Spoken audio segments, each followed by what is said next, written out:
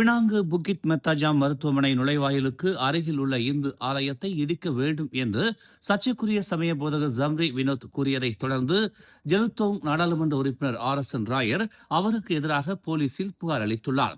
Penang Hindu அறநிலைய வாரிய தலைவராகவும் உள்ள ராயர் வடகிழக்கு மாவட்ட காவல் தலைமையகத்தில் புகார் அளித்து ஜம்ரியின் முகநூல் பதிவு தூண்டுதல் தன்மை கொண்டது என்றும் அது இன மற்றும் மத வெறுப்பை தூண்டும் அபாயம் உள்ளதாகவும் தெரிவித்தார். இந்த நாட்டை நேசிக்கும் பல்லின பல மத ஒற்றுமையை மதிக்கும் மலேசியர்கள் அனைவரும் அமைதியை பாதுகாப்பதற்கு ஜம்ரிக்கு எதிராக புகார் அளிக்க வேண்டும் என்றும் அவர் கேட்டுக் கொண்டுள்ளார். இந்நிலையில் ஆலயத்திற்கு எதிராக திட்டமிடப்பட்டுள்ள பேரணியை ஜம்ரி சமூக வலைதளங்களில் ஆதரித்துள்ளார். இந்த பேரணி வரும் சனிக்கிழமை நடைபெற திட்டமிடப்பட்டுள்ளது. இதற்கு முன்பு புக்கிட் மெத்தாஜாம் நாடாளுமன்ற உறுப்பினர் ஸ்டீவன் சிம் இந்த ஆர்ப்பாட்டத்தை ஏற்பாட்டாளர்கள் ரத்து செய்ய வேண்டும் என்று வலியுறுத்தினார். இத்தகைய கூடுகைகள் வெறுப்பை மேலும் தூண்டி நாட்டை பாதிக்கும் என்று அவர் கூறினார். போலீசார், உள்துறை அமைச்சர் சைஃபுடின் நசுத்தியோன் இஸ்மாயில், பிரதமர் அன்வார் இப்ராஹிம் மற்றும் அமைச்சரவை உடனடி நடவடிக்கை எடுக்க வேண்டும் என்றும் ராயர் கேட்டுக்கொண்டார்.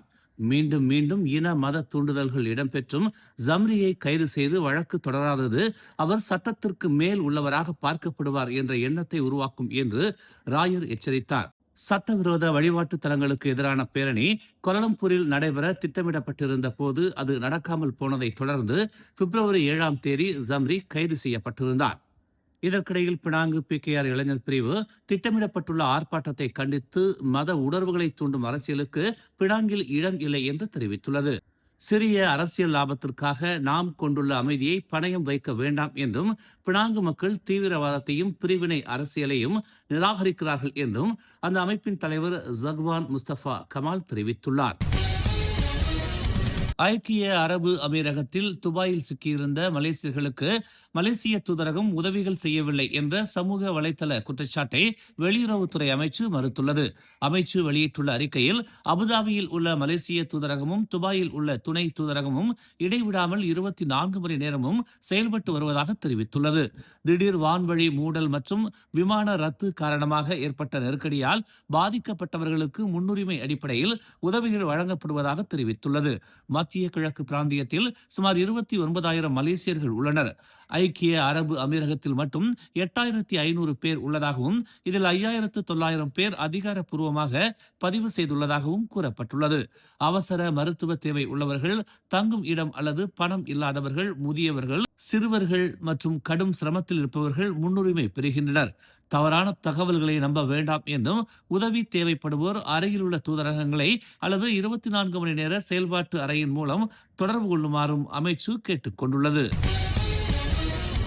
வடக்கு தெற்கு விரைவுச் சாலையின் வடக்கு நோக்கி செல்லும் கிலோமீட்டர் 378 நேற்று 3 கனரக வாகனங்கள் மோதிய விபத்தில் 24 வயது லாரி ஓட்டுநர் ஒருவர் உயிரிழந்தார்.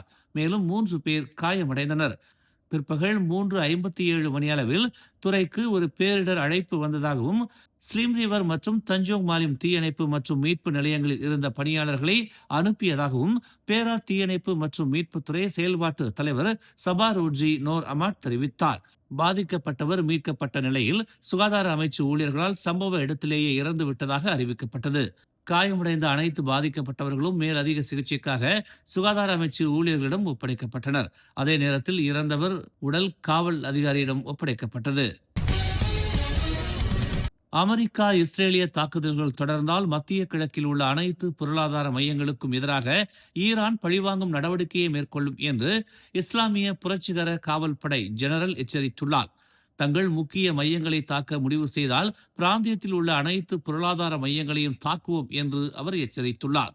ஹார்முஸ் ஜலசந்தியை தாங்கள் மூடிவிட்டதாகவும் தற்போது எண்ணெயின் விலை $80 மேல் உள்ளது என்றும் விரைவில் $200 எட்டும் என்றும் ஈரானிய செய்தி நிறுவனமான ISNA செய்தி வெளியிட்டுள்ளது. ஈரானின் புதிய ராணுவ அமைச்சர் பதவியேற்ற 24 மணி நேரத்தில் இஸ்ரேல் நடத்திய தாக்குதலில் கொல்லப்பட்டார் என்று தெரிவிக்கப்பட்டுள்ளது.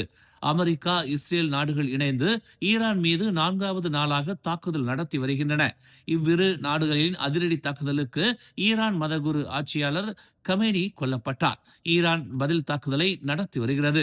இஸ்ரேல் பிரதமரின் அலுவலக கட்டடத்தை தாக்கியதாக ஈரானும் அறிவித்துள்ளது. இனிமேல்தான் தாக்குதல் தீவிரம் அடையும் என்று ட்ரம்ப் எச்சரித்துள்ளார். இந்நிலையில் ஈரான் புதிய ராணுவ அமைச்சராக புரட்சிகர காவல் படையின் ஜெனரல் ஜயித் மஜீத் எபின் அல் ரசா பதவியேற்றார். அவர் பதவியேற்ற 24 மணி நேரத்திற்குள் கொல்லப்பட்டுள்ளதாக தகவல்கள் வெளியாகி இருக்கின்றன. இந்த தாக்குதல் டெஹ்ரானில் நிகழ்ந்துள்ளது. இஸ்ரேல் தாக்குதலில் ஜயித் மஜீத் எபின் அல் ரசா கொல்லப்பட்டு விட்டார் என்று ஈரான் தரப்பில் அதிகாரப்பூர்வமாக அறிவிக்கப்படவில்லை. முன்னதாக அமீர் ஜனிசாதே ராணுவ அமைச்சராக இருந்தார். அவர் கொல்லப்பட்டதால் புதிய ராணுவ அமைச்சராக ஜயித் மஜீத் எபின் அல் ரசா நியமிக்கப்பட்டார். தற்போது அவரும் கொல்லப்பட்டுள்ளதாக இஸ்ரேல் அறிவித்துள்ளது. இந்தோனேசியாவின் வடக்கு சுமத்ராவின் மேற்கு கடற்கரை அருகே நேற்று மதியம் 12:56 மணியளவில் 6.5 ரிக்டர் அளவிலான சக்தி வாய்ந்த நிலநடுக்கம் பதிவாகியது. அதன் அதிர்வுகள் மலேசியாவின் பல பகுதிகளில் உணரப்பட்டன. மலேசிய வானிலை ஆய்வு மையமான மெட் மலேசியா வெளியிட்ட அறிக்கையில் நிலநடுக்கம் 10 கிலோமீட்டர் ஆழத்தில் ஏற்பட்டதாக தெரிவித்தது. பெர்லிஸ், கெடா, பினாங்கு உள்ளிட்ட வட மாநிலங்களிலும் அதன் சுற்றுப்புற பகுதிகளிலும் அதிர்வுகள் உணரப்பட்டதாக தெரிவிக்கப்பட்டுள்ளது. இருப்பினும் மலேசியாவுக்கு சுனாமி அச்சுறுத்தல் எதுவும் இல்லை என்று மெட் மலேசியா தனது முகநூல் பதிவில் குறிப்பிட்டுள்ளது. அதிர்வுகளை உணர்ந்த பொதுமக்கள் மெட் மலேசியா வழங்கியுள்ள ஆன்லைன் கருத்து கணிப்பு படிவத்தை பூர்த்தி செய்யுமாறும் கேட்டுக் கொள்ளப்பட்டுள்ளது. மேலும் செய்திகளை தெரிந்து கொள்ள தமிழ் மலர் இணையதளம், தமிழ் மலர் செயலி மற்றும் மலர் டிவி யூடியூப் சேனலை வலம் வாருங்கள். எங்களோடு இணைந்திருக்க மலர் டிவியை பதிவு செய்து கொள்ளுங்கள். உறவுகள் மகிழ்ந்திட விருப்பம் மற்றும் பகிர்வு சேவையை சொடுக்கிடுங்கள்.